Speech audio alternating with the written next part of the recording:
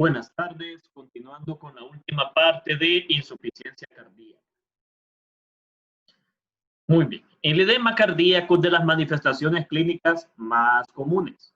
Se debe a la retención de agua y sodio que aumenta la presión hidrostática. Se localiza en partes declives, miembros inferiores, sobre todo región pretibial y tobillos, y en personas que están acostadas, lo observamos en la parte sacra. El edema cardíaco semiológicamente es frío, bilateral, ascendente, indoloro, vespertino y tiene que ver con la cantidad de volumen. De los mecanismos neuromorales que hemos visto, hay retención de agua y sodio. Esto me va a incrementar la presión hidrostática.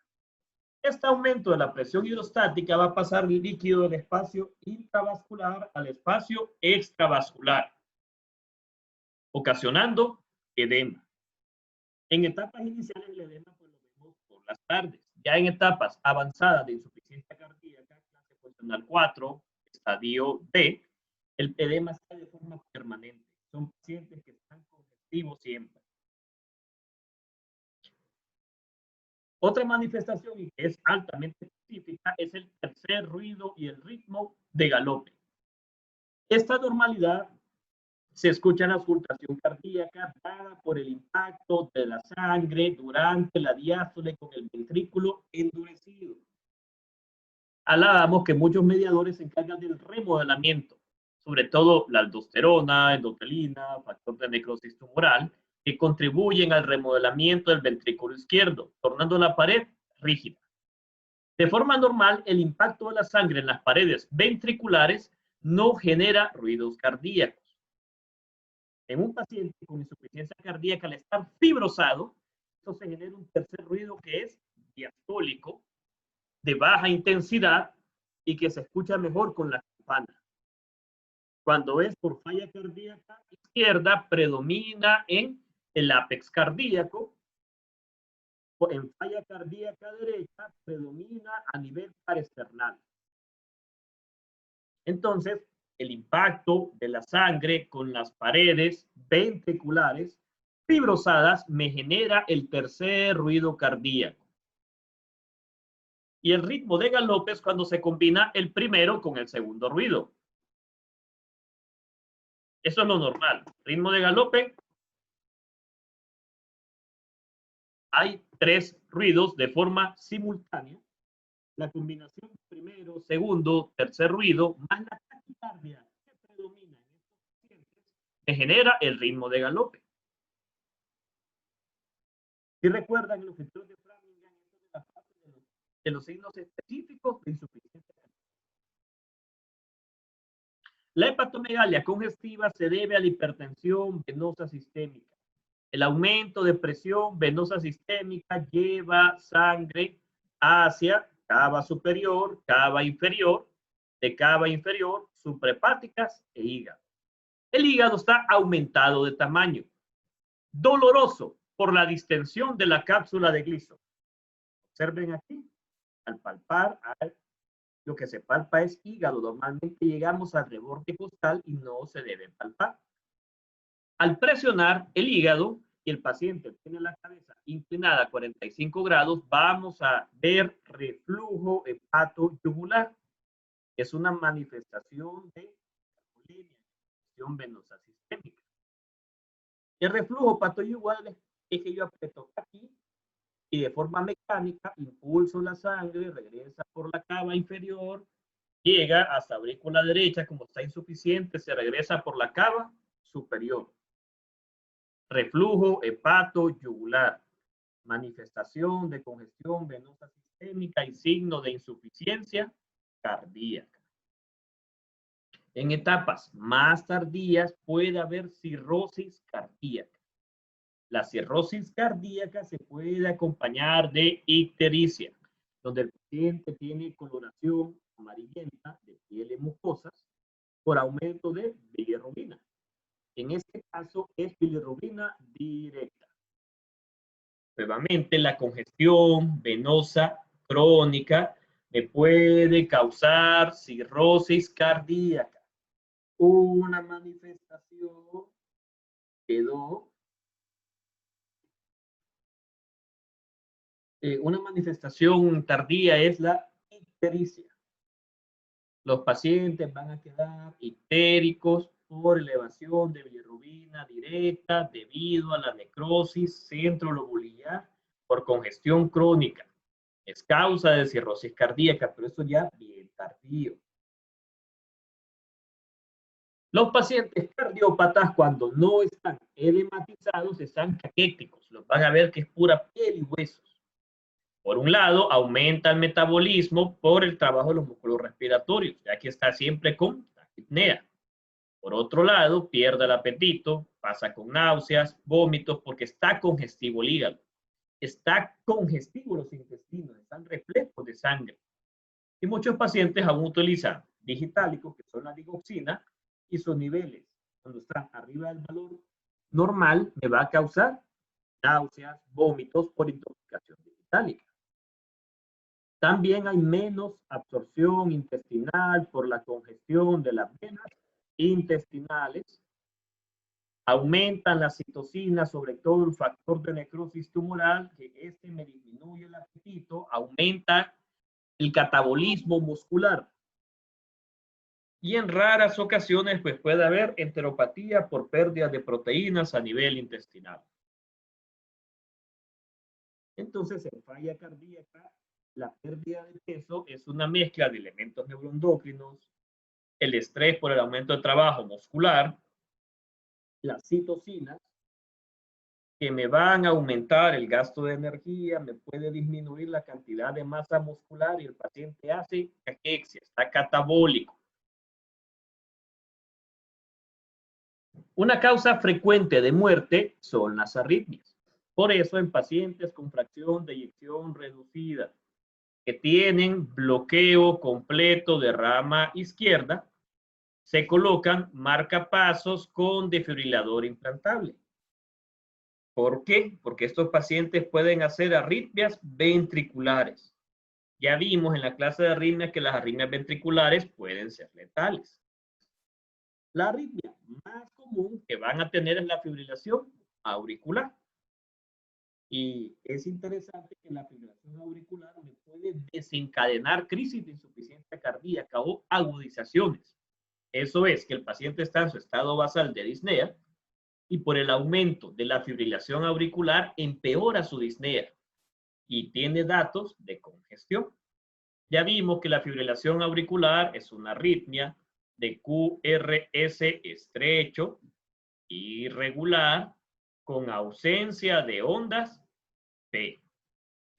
Los pacientes cardiópatas tienen mayor riesgo de muerte súbita de origen cardíaco por arritmias ventriculares. Por eso es fundamental hacer electrocardiogramas en pacientes con insuficiencia cardíaca para ver si hay datos de isquemia, hipertrofia ventricular o, disculpe, bloqueos de rama. Finalmente, vamos a estadificar los pacientes con falla cardíaca. Hay 4 estadios que son A, B, C y D. Y está la clasificación funcional, que eso depende del grado de disnea y síntomas que tiene el paciente. Estadio A son pacientes con alto riesgo, pero sin cardiopatía estructural o síntomas. El ejemplo, un paciente con hipertensión arterial, es un paciente con riesgo. Si este paciente con hipertensión arterial tiene hipertrofia ventricular izquierda, ya es estadio B. La hipertrofia ventricular no es normal. Si el paciente hipertenso, su corazón debe estar intacto. O si el paciente ya sufrió un infarto, por ejemplo, pero todavía no ha hecho síntomas de falla cardíaca, no tiene limitación de su actividad. Ahora, clase funcional C, el paciente ya tiene su daño estructural y además limitación. Puede ser limitación leve, limitación importante o incluso en reposo. En reposo es clase funcional 4. Y finalmente estadio D, pacientes que son refractarios al tratamiento. Están con todos los medicamentos conocidos, a dosis máxima, y aún así no mejoran. Siempre pasan en clase funcional 4. O sea, son pacientes ya terminales.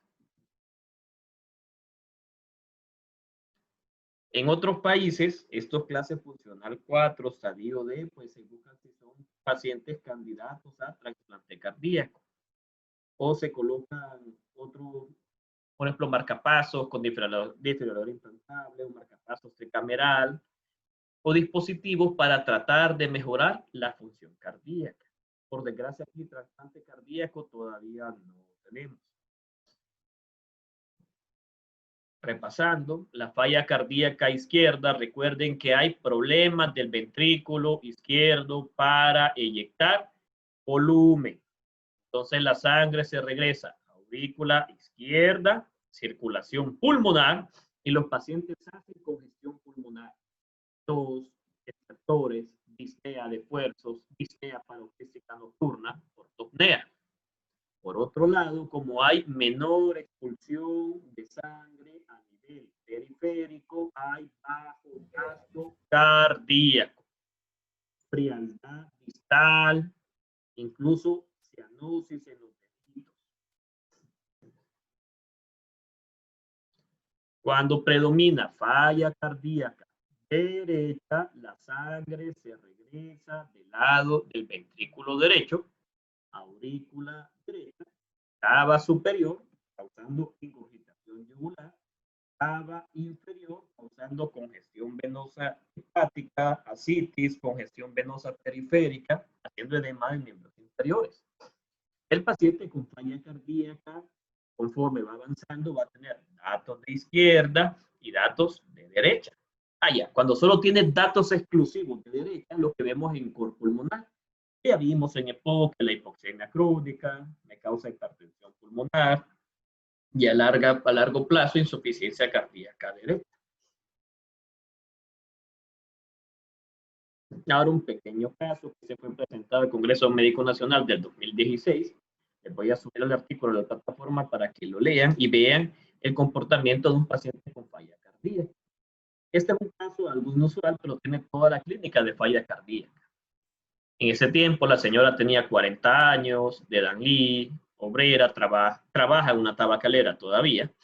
Tuvo su parto en octubre del 2015, un embarazo de 38 semanas. Era su tercer parto.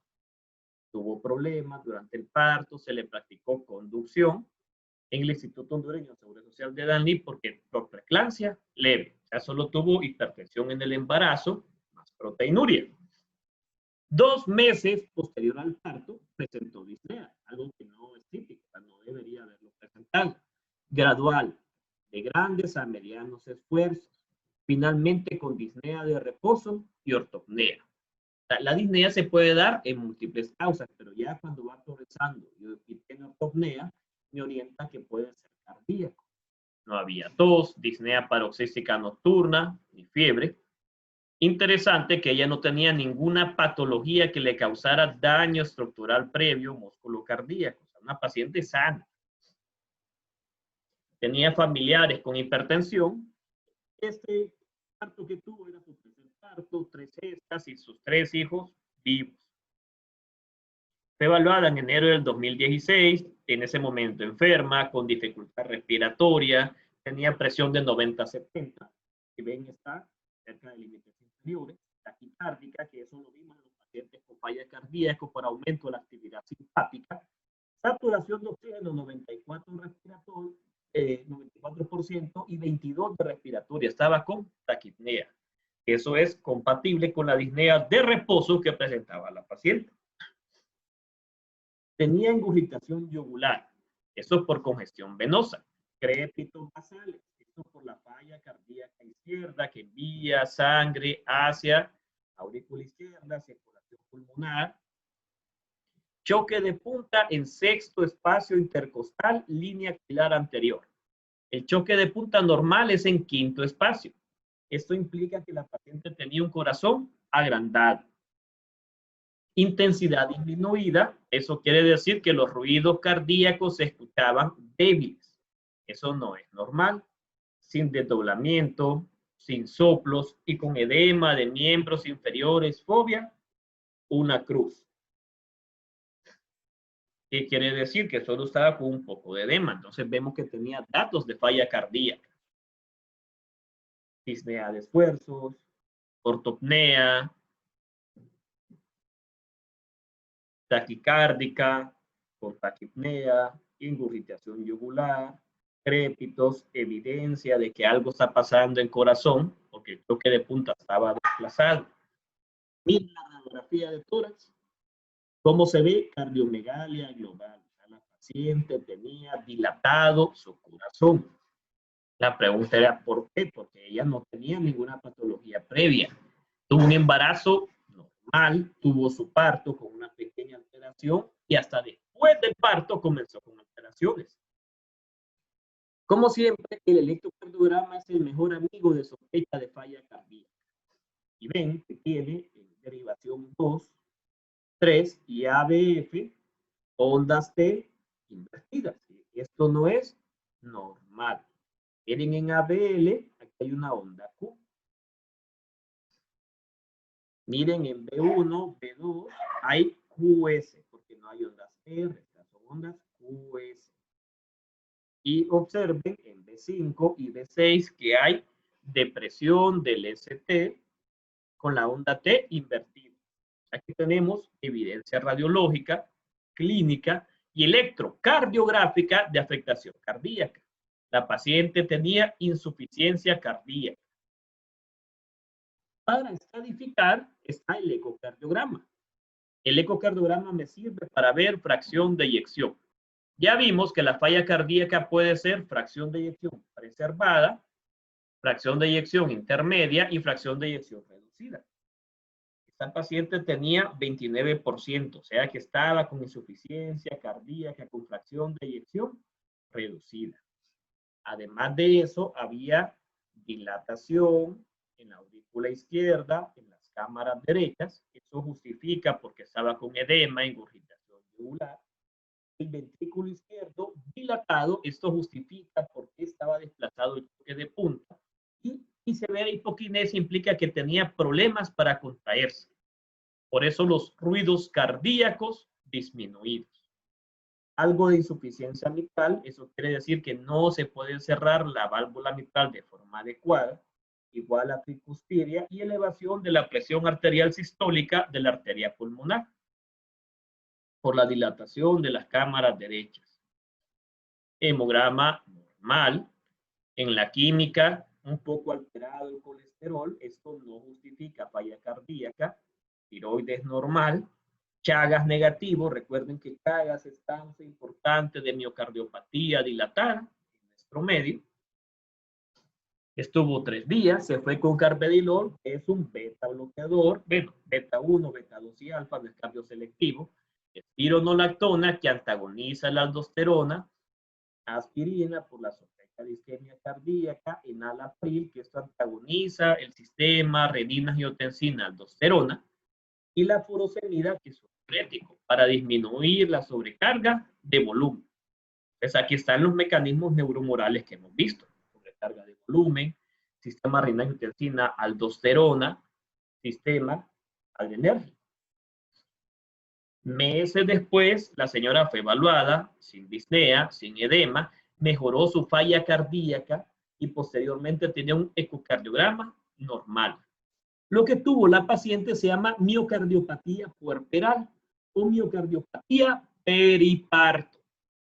Esa fue la causa de insuficiencia cardíaca en ella. Que no es parte del tema, por lo menos les voy a subir el artículo para que puedan leer sobre miocardiopatía puerperal, pero el objetivo es que vean la clínica del paciente, cómo los mecanismos fisiopatológicos se traducen a la clínica, hallazgos cardiológicos, electrocardiográficos y tratamiento. Y con esto culminamos insuficiencia cardíaca.